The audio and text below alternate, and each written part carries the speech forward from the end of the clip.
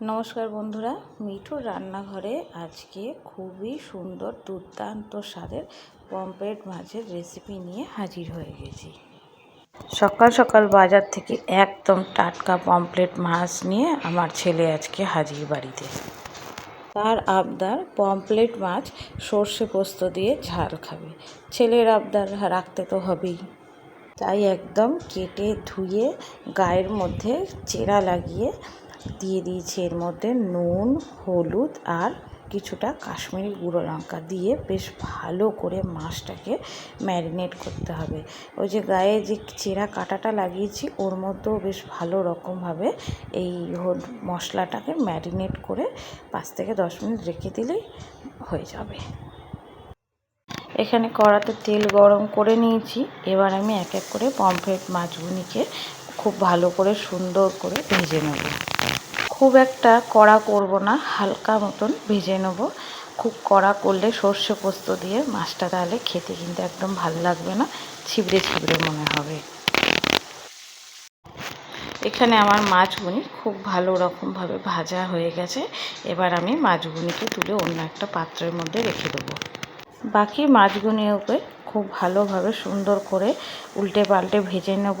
এখানে মাছগুলি ভাজা হোক আর এদিকে আমি একটা মশলা রেডি করে নিয়ে নিয়েছি একটা মিক্সির বাটি। দিয়ে দিলাম কিছুটা পোস্ত, দিয়ে দেবো কিছুটা সাদা সর্ষে, আর ঝালের জন্য দিয়ে দেবো 5 থেকে 6টা কাঁচা লঙ্কা। ঝালটা তোমরা কম বেশি রাখতেই পারো, আমি যেহেতু বেশি ঝাল খাই তাই লঙ্কাটা একটু বেশি দিয়েছি। আর দিয়ে দিয়েছি 4-5টা কাজু বাদাম আর 4-5টা কিশমিশ। দিয়ে দিয়েছি ওই তেলের মধ্যে কালো জিরে ফোড়ন, দিয়ে দেবো এবারে পেঁয়াজ বাটা। পেঁয়াজ বাটাটা বেশ ভালো করে নাড়াচাড়া করে ভেজে নিতে হবে। পেঁয়াজ বাটাটা এখানে ভাজা হয়ে এসছে। এবার আমি কেটে রাখা টমেটোগুলি দিয়ে দেবো, দিয়ে বেশ ভালো করে মশলার সাথে টমেটোগুলিকেও ভেজে নেব। এখানে আমার মশলাটা খুব ভালো রকমভাবে ভাজা হয়ে গেছে, টমেটোগুলিও গলে গেছে। পেস্ট করে রাখা মশলাটা এর মধ্যে দিয়ে বেশ ভালো করে নাড়াচাড়া করে কষিয়ে নিতে হবে। দিয়ে দিলাম হলুদ গুঁড়ো, দিয়ে দিলাম স্বাদের জন্য নুন, দিয়ে বেশ ভালো করে তেল ছাড়া অবধি মশলাটা কষাতে হবে। এবারে আমি দিয়ে দেবো এর মধ্যে মিক্সির বাটি ধোয়া জলটা, দিয়ে খুব ভালোভাবে সুন্দর করে কষিয়ে নিতে হবে। বারবার খুন্তি দিয়ে নাড়তে হবে, যেহেতু কাজু বাদাম দেওয়া আছে কড়াতে লেগে যেতে পারে। খুব সুন্দরভাবে তেল ছেড়ে গেছে।